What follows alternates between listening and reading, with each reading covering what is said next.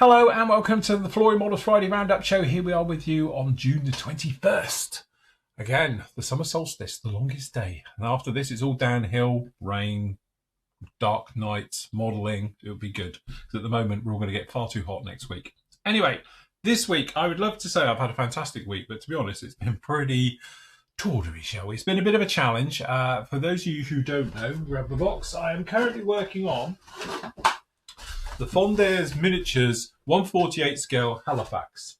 And as I said, a lot of you have got in contact with me who have built this kit, and not one of you has actually said anything nice about it, which is quite funny.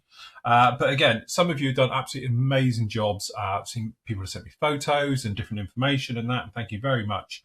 But one of the big things that's come out of this one is that none of it fits. None of it's got very good scales, and I just found that with the seats, to be honest. I've tried with the seats, and the seats are, a little bit all over the place. But anyway, it's one of those kits where luckily there's a little bit of light at the end of the tunnel. But to be honest, it has come with a few little problems this week. That's not good. So yes, keeping calm under pressure when things go bang and snap and stuff like that, it's like, oh, Jesus. But as said before, and I made a big thing about it on one of my vlogs, the members will know about it, and I spoke about when things like that happen, what you're going to do. At the end of the day, it's nothing that can't be fixed. Yes, we did break a bit of the actual fuselage, and obviously a little bit of the internals came off and stuff like that, but it all needed just putting back together. But it's very quickly, or very easily I should say, could be one of those things where you could say, do you know what, life's too short to build crap kits, at the end of the day. But I still maintain they have their place, and one of that is that it's the challenge. It's the sport of this as well, that actually we know it's not nice, we know it's horrible and all the rest of it, but just trying to beat it and overcome this particular kit and try and get it into a stage where, it ain't half bad and you're quite happy with it. And I've built various things over the years where people have told me, oh, don't build it, Phil, it's horrible kit, go and build something else, all the rest of it. And to be honest, I've built some truly awful kits that have really tested me mentally and physically in one case. But at the end of the day, it's one of those ones where you sort of look back and you think, I remember that build, and it was a pain and it was a real challenge to do it, but I have done it and I have overcome it. And if I go back to when I did that resin Hawkeye, was probably the first time I'd ever come across a kit that literally should not be built. It's just totally awful. And I won't mention the manufacturer's name because they do get the hump over it. But yeah, anyway, needless to say, it's been outdone now, so you can just go and get yourself a normal injection molded one. But the resin one, it was just like somebody just chewed up bubble gum, spat it out, put it in a box and charged you a couple of £100 for it. It was that bad. But pushed through, got it done. No problem at all with it. And then we've built other things where, to be honest, I didn't really have a problem with it, but I know a lot of people suffered with it. So if you look at like the A10C, the big trumpeter 32nd one, a lot of people are saying none of it lines up, it's modular, it's inaccurate and all the rest of it. But actually, we spent quite a bit of time on that one, doing a bit of scratch building work and changing things, custom markings, all the rest of it we did to it, and ended up with, hanging on the wall in front of me, something that is actually really, really special. And I look at that model every single day. As I said, it literally sits opposite me, hanging down on the wall. And to this day, I don't think there's been a single day when I haven't had a nice thought about the kit. You very quickly gloss over the terrible times you've had it. And in more recent years, when we did the Mac 2 VC10, again, famously, it's an awful kit, but actually it's not an awful kit. It just needs a little bit of work put into it and all the rest of it. And you can turn that thing around. And yeah, we did cut the entire front end of it off and we reprofiled it and we did everything, all these big major surgeries to it. But I just enjoyed it and then loved every minute of it. This is exactly the same thing. The bit where everyone laughed and joked about it in the early days. And I know for a fact the members love to see me do a challenging kit, because let's face it, I could just sit and do, Tamiya and Bandai kits all day long, and they're not really a struggle or a problem. They just go together and then you paint them. It's simple as that. With something like this, you've got to go a bit old school. So that's what we've done with this one. This one, we've put in our own formers or bulkheads into this one, purely because to give it more structure, the plastic is very delicate, it's a little bit soft and it's a bit crappy. So by adding some more structure internally into this, it just makes it a bit more beefy. It's a little bit more solid. Because a lot of the plastic in this kit as well is completely warped, it helps straighten it out and does all those things with it. Now, though, I'm happy to report we have got a little bit of a light at the end of the tunnel with it, and it is coming along quite nicely. But what I would say to people is, if you're in the mindset and you want a challenge, do these challenging kits. You don't have to stick at them. You can put them in the box and put them away when they're getting a little bit too much, and then get them out again. And most people I know have built this particular kit and a couple of the other bad ones I've mentioned, and they said to me they built it over years. Because again, you have to be in that right mindset to go to it and all the rest of it. And like I said before, you get people and they say about they've lost their mojo for the hobby, and stuff like that. Or they've built a really bad kit and it's almost they just can't be facing the modeling bench and stuff. Put it away, stick it in a box, get something out of your stash. It's a nice straightforward build and have pleasure, because at the end of the day, it's a hobby. I do this as a full-time job. I get paid to do this. I'm very, very lucky. But again, it does come with its problems, as does any job does. One of the nice things with this, though, is at home, you can just stick it in a box and build something else. Then come back to it when your mindset's a little bit more with it and think, do you know what? I'm working on that one. I might have another go at it. The other way of looking at it, of course, is the way I look at it. And it's like I said before, and I say it a lot of my shows, unless you've cracked or smashed or damaged completely beyond repair your clear parts, as modelers, there's nothing we can't fix with the model. And you might remember poor Buster, when I took a hammer to him and an axe to him, and we cut off his fuselage in two and then re-glued it back together, and we smashed the wings and put them back together, and all these things we did just to prove that no matter what you do to it, you can come back from it and you can put it back together. And that's what part of what we have as modeling skills are. As modelers, you've got the potential to make any kit a great kit. It just depends on how much work and time you want to put into it. Time is a luxury that we have. It's a hobby. It's spending time wisely, and all the rest of it. It's not like you're up against a deadline, so you don't need to rush it. You don't need to, go through, unless you got it booked in to do a show or something, So again, it's one of those ones. Enjoy the hobby. Take your time with it. If it's getting you down, move on to something else. Perhaps get a shake and bake kit type out, something else like that, or something nice and small that you can work on to get your mojo back. Then come back and face these bigger kits, because again, that way I think it just makes the hobby a little bit more enjoyable. We get all the naysayers out there on YouTube land, on social media, about, oh, it's a terrible kit and all the rest of it. Is it a terrible kit, or is it just a kit that needs a little bit of work? If it needs a little bit of work, tick. I like those kits. I don't like the shake and bakes. You might have noticed recently I don't do many shake and bake kits these days. I don't mind doing them because they're fun and they're easy, but I like things with a little bit of a challenge, and this one's definitely given me a little bit of a challenge. So what I want you guys to do is list down below your crappiest kits you've ever built and reasons why you wouldn't buy it ever again. So list them down below, and then you never know, I might decide, you know what, I'm going to build that one and give it a go myself. So go for it. Anyway, this week all started on Tuesday, because to be honest, I didn't have enough footage because I was still cursing and crying and screaming at the kit.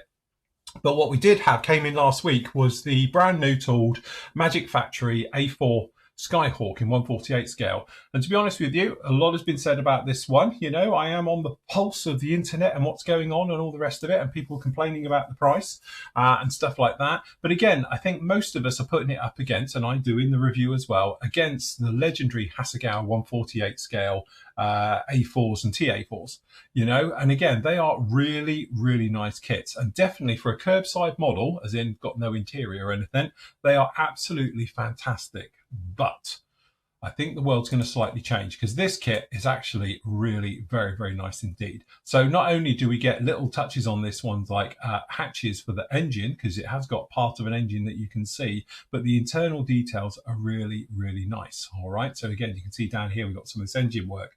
Again, you've got various things going in here, which I'm a little bit like, why? Like the reason it has two-stage internals and externals for the intakes. And things like that, which are down in here. Again, you don't get an ejector pin, but I don't think you'll ever see it. But the level of detail on this kit is absolutely beautiful. It goes together very, very nicely. And again, little things like all the touches around the front end with the electronics bays and having them all open or closed, whichever way you want to do it, is really nice. The weapon fit is really nice to it. Some nice touches. You get the FOD covers on the large poles as well. And obviously we get some boarding steps, just like the Hasegawa kit does get. Cartograph decals, which are absolutely beautiful, no problem at all. I do intend to build this kit, so I want to do the Battenberg version, as I call it.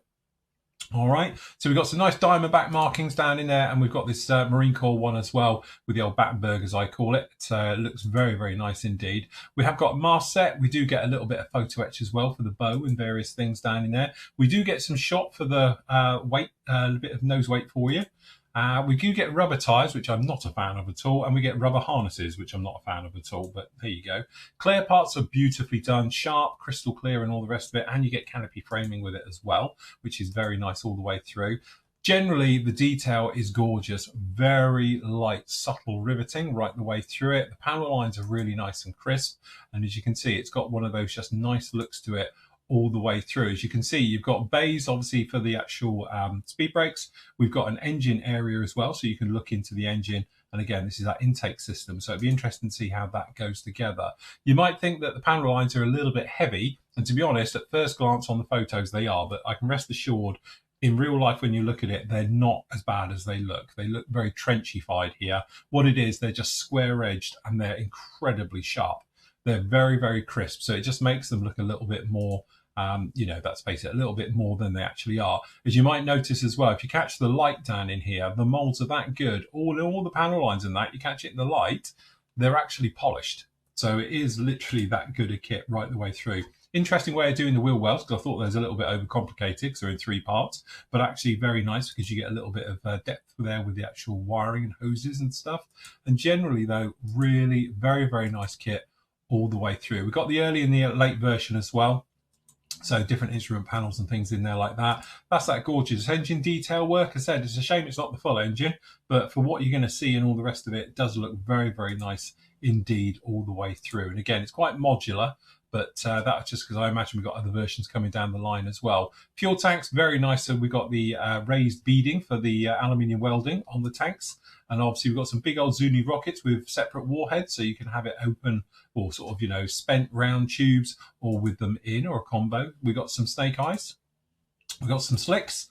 And obviously we've got multiple ejector racks and triple ejector racks as well with all the sway braces that go with it. Again, a little bit of a step up clearly from what we saw when we were looking at the old Hasegawa kit. But generally, I have to say it's a really, really good kit. Have a look at the review, and hopefully they'll be in within the next month, I'm thinking. They should be in sometime end of July, is what we've been told so far. All right. Next up, we've got the old crap edition. So that's a clip from what I showed earlier. So this is the members vlog, and obviously we were just talking about how bad that kit was really and having a moan, if I'm honest. But anyway, members, you can go off and see that one. Last night we had the members live show as well. So again, usual topical debate. And to be honest, we had some really good discussions about obviously the future of the hobby, how we're thinking 3D printing is affecting it, and how that these new pens like Posca pens and AK's new pens, they're going to take over the world. And I'm just going to do a model with one of those nowadays and be like colouring with numbers as well. So as always, we're answering all of your questions and obviously having a bit of a giggle as we made our way through with that particular show. And that gets us bang up to today. So we got part 2 of the Halifaxes up here. Again, trying to shoehorn all of this on the inside is a little bit of a problem, but we cleaned up all the parts now. As you say, the old instrument panels are going to be a little bit better now it's cleaned up and sorted out. We did a little bit of test fitting, seeing exactly what was going on with it and how we're going to go about doing it. And then obviously we've had to make up some formers or bulkheads inside. So unfortunately, I haven't got one of those tools that actually contour tools, are they? What do they call themselves? So obviously I had to do it the old school way, and we used a little bit of blue tack or white tack in this case, and we made one up and we used it like that and then fitted it down in, cut them out, slotted them in, and that gives it a little bit more strength down in there in the fuselage, as you can see. And then generally we're just making our way around trying to get it all together and down in there just like that. Anyway, members, you can go off and see part 2 right now, and then obviously part 3 will be up with you on Monday. I've already edited it, so it is set and ready to go, and that will go up probably around about just after midday on Monday. So if you want to catch up with the next part of that one, you can do. And as you can see down in here, we have pushed on quite a lot. So now we've got rid of the problem of it not going together, and it does go together now, and it's quite nice. We could actually start to tackle some of the painting and some of the detailing down in here in the front end, of which we've been going down here and doing. We've done the instrument panel, we've added some dials into it and all the rest of it to really bring that to life. I've got to put the levers in yet and stuff. But yeah, very, very nice job down in there. So we've got the engineers area at the back, and then a couple of bits of detail I've got to do in here still. But roughly, we've got all of this down in here as well. So we've got the wireless operator station in there. We've got the navigator. I've still got to put in the bomb bay and a few bits down in here. But actually, it's starting to come together very, very nicely now. So I'm quite happy of how this is all looking, which is not what I was saying on Wednesday, clearly. But it does go together now, which is really nice. And again, now we can, with a bit of a click, as you can see, you're going to need a bit of filler work, but it is all down in here now. And again, got a little bit of a parting down the middle, but we're going to have to deal with that because we need the spread a little bit, because obviously we've made up new details in the front here, but we need a little bit of a spread to allow for the back form on the actual nose section. But yes, the light is definitely at the end of the tunnel with this one. It's one of those kits where I think once you've now broken a bit of a milestone with it, we should be okay. So plan of action for me literally is do a bit of work over this over the weekend. If I can, I want to get this buttoned up and sealed up so then we can get the filler into this, because it's going to need a bit. And we can get that done, and then we're going to re-scribe and re-rivet it completely. And then we can turn our attention to, I'm sure they're going to be a dream and no fit problems at all, but we can work on the engines and on the wings and stuff like that, because we have got some Vector brand new engines for it, so at least we know they'll be all right, even if they probably don't fit in here very well. But yeah, it'll be fine. This thing's great. It's lovely. Anyway, I'm enjoying it, actually. I know I moan about it and everything else like that, but tell me the truth, I actually am enjoying the build. It has been a lot of fun with that one. Other things going on at the moment over on the PM store, which is just here. We got some various specials going down in there. Our brand new paint delivery of the AK Real colours, I'm hopeful it'll be next week. They are on their way somewhere. I think they're in France last time we looked. So it should be with us hopefully early part of next week, whatever it is. It's basically all set up, so it will go live as soon as they're here. If you do want to get any of the old ones, the old glass bottle ones, obviously we've got the offer on here, 15% off, so you can grab them now, and obviously some of the discontinued colours and stuff like that, all right? So that's coming down the line now. Obviously, a lot of you know we were talking about it, that Abtai Lung is doing a bit of a brand change and all things like that as well. So obviously, if you want to get any of the bits and pieces, we've got 25% off the pigments. We've got some stuff off the washes as well, and various things. In other news, up on the specials area, we've got some nice stuff going on here at the moment. So we've got the Meng Phantom, beautiful kit, no problem at all with that one. It's the Wild Weasel. We've got the Gloucester Sea Gladiator with the actual pilot figures and the crew on the ground as well, which is a nice touch. We've got the ICM 48 scale tank buster of the JU-88 with that giant cannon on it as well. And again, great kit, having built it. We've got the Bristol Beaufort. Very, very nice. This is the Mark 1 version that comes with the pilots as well. Matt did a thing you might have noticed when we did the D-Day special the other day, and he's got your pigment jockeys all down in there on a special deal as well. Again, these will get updated next week. As I say, we've got quite a bit going on at the moment with the PM store in the background, but we'll bring you more details about that in the next few weeks. All right, so say if you want to pop over there, just pop over to the PM Models store, pmmodelsuk.com. All right. The other thing as well, just to mention, speaking of PM Models, they've been very, very busy, and they've now got their, here it is, our new T-shirt range, where you need a mask set for that logo onto it. So if members, if you want to put your name down, obviously it will come out to the world a little bit later, but as always, members will get first shout.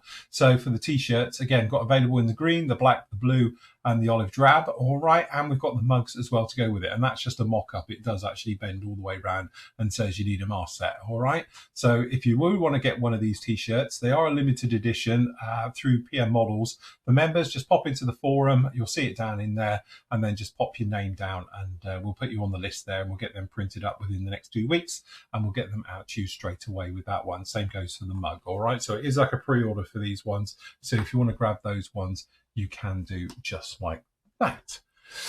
And that is about it for this week. So next week, I've got lots of things coming down the line. So I've got the review for the NJ22. This is the 2-seat version, the Latiki kit. So we've got that one coming out. And also, hot off the press, it came to me this morning, I've got the new 72nd scale Chinook from Airfix, so I'll be doing the review of that next week as well. So a good couple of reviews coming up for you, probably on the Tuesday show, if I'm honest, for both of these. So keep an eye out for those ones. They'll be winging our way to you very, very shortly. Anyway, that's it from me. You might remember 2 weeks ago we did our D-Day anniversary or 80th anniversary tribute build. So with you now, I've got the reveal from those particular builds. So it's great work by absolutely everybody. So till next week, everybody, happy modelling. Take care.